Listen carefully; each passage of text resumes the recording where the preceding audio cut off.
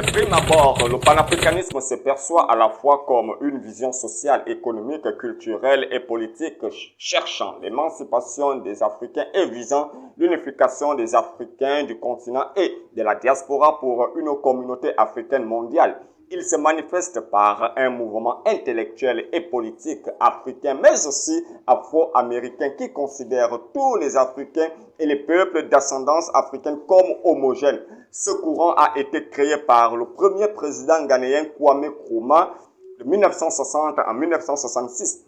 Depuis le XXe siècle, le panafricanisme se présente au monde sous forme d'idéologie construite pour lutter contre la discrimination raciale et la colonisation. Il prône pour l'émergence des valeurs africaines, le développement économique et sociopolitique. Le siège du Parlement panafricain abrégé PAP se trouve à Midrand en Afrique du Sud. Les membres sont élus directement par les parlements nationaux des États membres et sont membres de leurs parlements nationaux.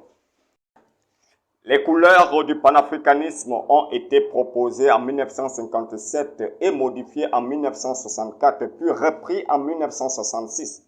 Le rouge commémore le sang versé pour la liberté. Le jaune, la richesse minière, c'est l'ancienne côte de l'or. Le vert, la végétation. L'étoile noire est l'étoile conduisant la liberté de l'Afrique. Alors, le panafricanisme a comme précurseurs Edward Wilmot Blyden, Antonio Firmin et Benito Sylvain. Si le panafricanisme repose sur une vision sociale, culturelle, économique et politique, et s'il recherche l'intérêt commun, pourquoi tant de racisme en Tunisie à l'égard des Noirs? Ne doit-il pas stopper la xénophobie en Afrique du Sud? Qu'en est-il du rejet partiel du Niger, du Burkina Faso et du Mali par les frères de la CEDEAO? Pourquoi certains dirigeants africains dictateurs recherchent leurs intérêts égoïstes et maltraitent les peuples? Pourquoi tant de guerres civiles et coups d'État?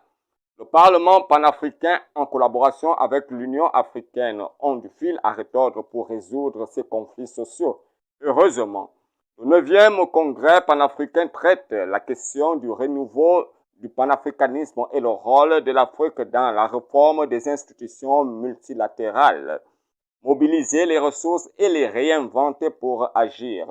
Les ressources telles que les ressources humaines et financières. Je crois que le panafricanisme doit cesser d'être seulement une idéologie politique et intellectuelle. Il doit innover diplomatiquement avec la création des ONG et d'autres entités institutionnalisées qui remplissent des fonctions spécifiques et qui sont fortement représentées dans le monde. Le Parlement panafricain exerce un pouvoir consultatif et de supervision budgétaire au sein de l'Union africaine. Le PAP sert de plateforme aux citoyens de tous les peuples africains et les invite à prendre part au débat ainsi qu'à la prise de décision afin de résoudre des conflits et de faire face aux défis du continent.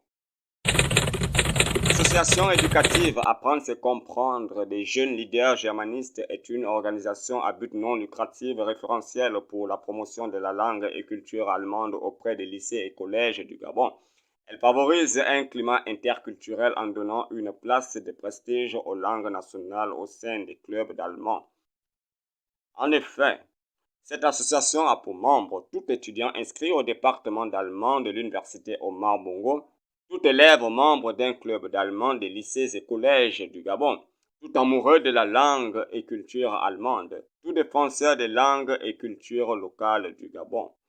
En effet, si vous remplissez un critère et souhaitez devenir membre, nous vous prions de bien vouloir passer à notre siège provisoire situé au sein du département d'allemand de l'université Omar Bongo ou nous contacter directement sur nos adresses ci-dessous.